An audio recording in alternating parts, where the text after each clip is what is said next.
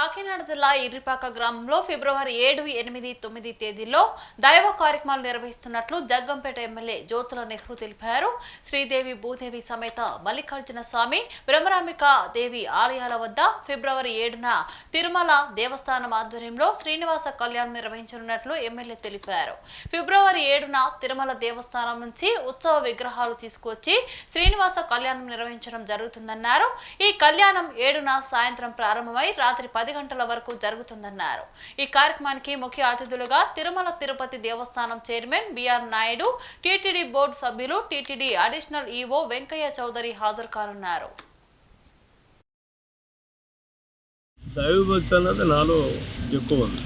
ఎక్కువనే అనుకోవడం కంటే దైవభక్తి అందులో వయసు రీత్యా కూడా ఇప్పుడు దాకా నేను మాధవ సేవ చేశాను, చాలా తృప్తిగా చేయడం జరిగింది. మానవ సేవ ఇప్పుడు మాధవ సేవ కూడా చెయ్యాలి, రెండింటిని మిళితం చేసి చెయ్యాలి అని చెప్పేసి వాళ్ళు అనుకోవడం.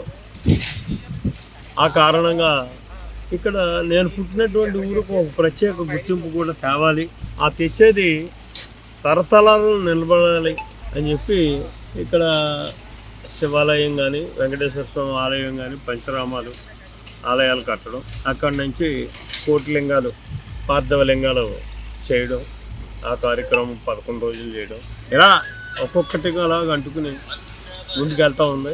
ఇది ప్రతి సంవత్సరం ఏదో ఒకటి చేసినప్పుడే ఏ క్షేత్రానికైనా సరే ఒక గుర్తింపు వస్తుంది, అక్కడ భక్తులకు కూడా ఒక సార్థకత ఏర్పడం. ఆ చేసేటటువంటి కార్యక్రమం రొటీన్గా ఉండకుండా ఏదో శంకుస్థాపన చేసిన రోజున కార్యక్రమంలో ప్రతిష్ట చేసినటువంటి దాన్నో ప్రామాణికంగా తీసుకొని ఆ గుళ్ళో పూజలు చేస్తాం. అది రొటీన్గా జరగచ్చు, అవి ఎలాగో మా దగ్గర జరుగుతున్నాయి.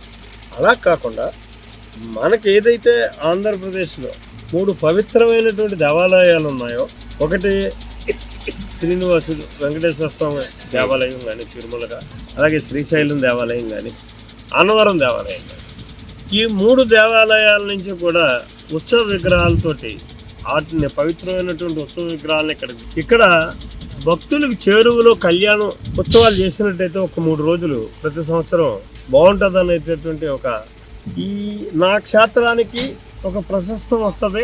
2 భక్తులకు కూడా ముక్తి పొందడానికి అతి చేరువుకు భగవంతుడు వస్తాడు. ఆ ఆలోచనతోటి ఈ కార్యక్రమాలు చేయడం జరుగుతుంది.